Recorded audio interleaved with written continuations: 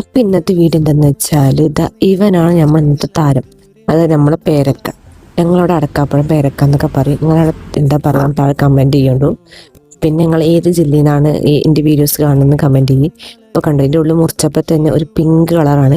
കാണാൻ തന്നെ നല്ല ക്യൂട്ടായിട്ടുണ്ട്. കാണാൻ തന്നെ ഇത് കാണാൻ മാത്രമല്ല കേൾക്കാൻ അടിപൊളി ടേസ്റ്റ് ഉണ്ട്. മറ്റേ നമ്മൾ സാധാ പേരക്കനെയും കാട്ടി ഉള്ളിൽ വൈറ്റില്ലേ, അങ്ങനത്തെ പേരക്കനെ കാട്ടി ഒന്നും കൂടി ഒരു കുറച്ച് രസമൊക്കെ ഉണ്ട് കഴിക്കാൻ. പണ്ട് ഞങ്ങൾ ഉമ്മാൻ്റെ കൂടി പോകുമ്പോഴേ അവിടെ നിറച്ച് പേരക്കന്മാരുണ്ട് കേട്ടോ, ഫ്രണ്ടിലും ബാക്കിലൊക്കെ ആയിട്ട്. പക്ഷെ ഇങ്ങനത്തെ അല്ല, മറ്റേ ഉള്ളിൽ വൈറ്റ് കളറുള്ളല്ലേ സാധാ പേരക്ക, അങ്ങനത്തെ പേരക്കയാണ്.